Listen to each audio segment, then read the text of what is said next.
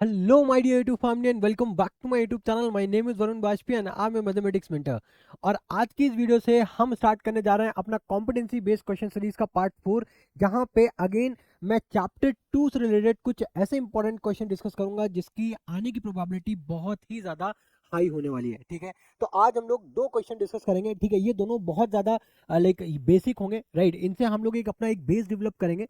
ठीक है, and then इसके बाद जो हमारी नेक्स्ट वीडियो आएगी पार्ट 5, राइट, उसमें हम लोग कुछ एडवांस क्वेश्चन देखेंगे जो कि इसी टॉपिक से रिलेटेड होंगे। बेसिकली इस चैप्टर से रिलेटेड मैं 3 वीडियोस बनाऊंगा। ठीक है, और हर वीडियो में बेसिकली मैं 2 क्वेश्चन डिस्कस करूंगा। ठीक है, तो बहुत ज़्यादा आपको लोड भी नहीं दूंगा और इजीली आप लाइक वीडियो को वॉच करके पैरेलली मैं कॉन्सेप्ट भी, जैसे कि मैंने आपको बताया हुआ है पहले वीडियो में, मैं हर वीडियो में जो भी क्वेश्चन डिस्कस करता हूँ उसके साथ साथ पैरेलली कॉन्सेप्ट भी डिस्कस करता हूँ, तो आप इजीली वीडियो को वॉच करके आप क्वेश्चंस को अंडरस्टैंड कर सकते हैं। ठीक है, तो देखो आज का ये जो क्वेश्चन है इसमें क्या बोला गया है, sum of zeroes of x square plus m x minus two is minus one, then which of the following is the value of m. तो बेसिकली ये पॉलिनोमियल का क्वेश्चन है चैप्टर नंबर 2 से। ठीक है, और पॉलिनोमियल में हमें कोई बहुत ज़्यादा लाइक फॉर्मूलेज नहीं है, कुछ ही इंपॉर्टेंट थिंग्स हैं जो कि हमें समझनी है। सबसे पहला तो है, सपोज मैं आपको एक छोटा सा क्विक इंट्रोडक्शन दे देता हूँ। सपोज करो कि अगर हमारे पास एक जनरल फॉर्म है क्वाड्रेटिक क्वेश्चन की। अब अगर क्वाड्रेटिक क्वेश्चन है तो इसके कितने रूट्स होते हैं? 2 रूट्स होते हैं एटमोस्ट। एटमोस्ट कितने रूट्स होते हैं? एटमोस्ट 2 रूट्स होता है। एटमोस्ट का मतलब ज्यादा से ज्यादा 2 ही रूट्स होंगे। ठीक है, चलो। अब इनके बीच में एक रिलेशन होता है। अब अगर मैं इस रिलेशन की बात करूं, ठीक है, क्या रिलेशन होता है कि अगर इन दोनों रूट्स को आप जोड़ते हो, अगर आप इन दोनों रूट्स को जोड़ते हो तो आपके पास जो रिजल्ट आता है वो आता है माइनस बी बाई ए। ठीक है, अब अगर इन्हीं दोनों रूट्स को आप मल्टीप्लाई करते हो तो आपके पास रिजल्ट आता है सी बाई ए। ठीक है, ये तो दो चीजें हो गई। ठीक है, इंपॉर्टेंट। ठीक है, एक तो ये कंडीशन है, ये हमारा कंडीशन नंबर 1 या फिर केस नंबर 1 मान लो, जहां पे हमें इक्वेशंस दिए होंगे। ठीक है, जैसे इस केस में हमको इक्वेशन दी है सपोज। ठीक है, और हमसे पूछा जाएगा कि हमें सम ऑफ द रूट्स और प्रोडक्ट ऑफ द रूट्स बताओ। ठीक है, क्या बोला जाएगा? सम ऑफ द रूट्स और प्रोडक्ट ऑफ द रूट्स बताओ। ठीक है, तो हम लोग बेसिकली इन दो कंडीशंस का यूज करके हम लोग इजिली फाइंड कर सकते हैं। इन दो कंडीशन का यूज करके हम लोग इजिली फाइंड कर सकते हैं। ठीक है, अब कंडीशन 2 क्या होगी वो भी हम लोग देख लेते हैं। ठीक है, कंडीशन 2, वहां पे आपको एक क्वेश्चन ना दे करके आपको रूट्स गिवन होंगे। आपको क्या गिवन होंगे? रूट्स गिवन होंगे। सपोज बोल दिया जाएगा कि अल्फा एंड बीटा कोई एक इक्वेशन है जिसके 2 रूट्स हैं अल्फा और बीटा, तो इन दो रूट से बनने वाली इक्वेशन हमें बताओ। इन दोनों रूट से बनने वाली इक्वेशन हमें बताओ। तो उस केस में जो हमारी इक्वेशन आती है वो आती है x square minus alpha plus beta into x plus of alpha beta. ध्यान रखना, ठीक है, बहुत ही ज़्यादा इंपॉर्टेंट क्वेश्चन है, एक क्वेश्चन है बेसिकली।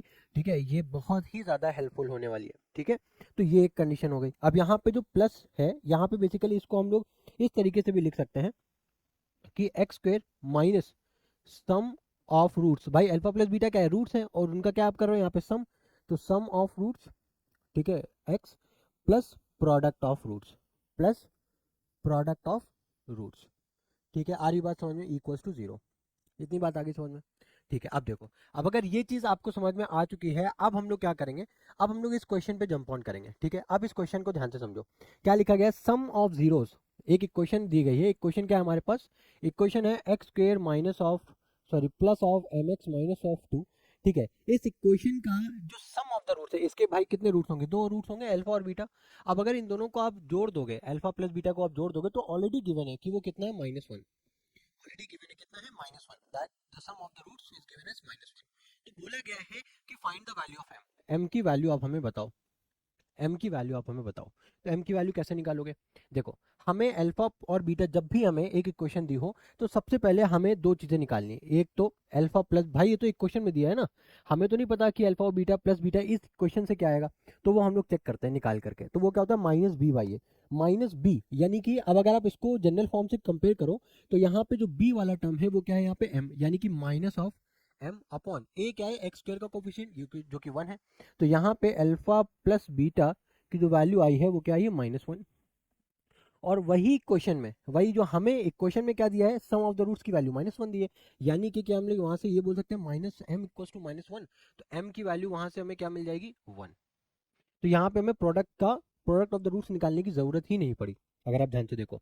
है ना? आ रही है बात समझ में? अगर ये बात समझ में आ रही है तो हम लोग नेक्स्ट क्वेश्चन पे मूव ऑन करेंगे। ठीक है, अब ये क्वेश्चन देखो।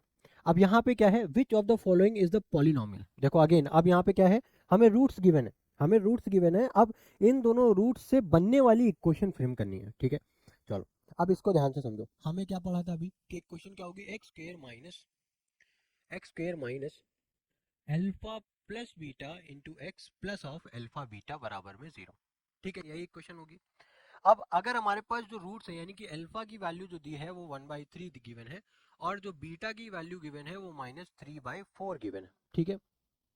अब बहुत बच्चे क्या कर लेते हैं ना, इसको ये एज्यूम कर लेते हैं कि एक वैल्यू गिवन है अल्फा प्लस बीटा और एक वैल्यू गिवन है अल्फा बीटा। नहीं, यहाँ पे जीरोस बोला गया है। अगर इसकी बजाय अगर इन्होंने ये बोला होता कि the sum of the roots, sum of the zeros and the product of the zeros are 1/3 एंड -3/4, तो आप उस जगह पे आप ये कंसीडर कर सकते थे कि अल्फा प्लस बीटा हो जाएगा 1/3 और अल्फा बीटा आपका हो जाएगा -3/4। लेकिन हमको यहाँ पे ऐसा बोला ही नहीं गया, हमको स्पेसिफिकली बोला गया है पॉलिनोमियल, वो जीरोस, पॉलिनोमियल जिसके जीरोस आपको क्या है 1/3 और -3/4। तो ये कंडीशन हमें नहीं एक्सेप्ट करनी, ये कंडीशन गलत हो जाएगी, ठीक है। हमें इस कंडीशन पे मूव ऑन करना है, ठीक है।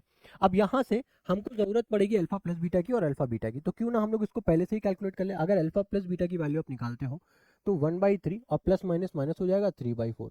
अब इसको कैलकुलेट करो तो एलसीएम हो जाएगा 12, 3 4 12, 4 3 12, 3 3 9, यानी कि माइनस का 5/12, ठीक है। ये आ गई अल्फा प्लस बीटा की वैल्यू।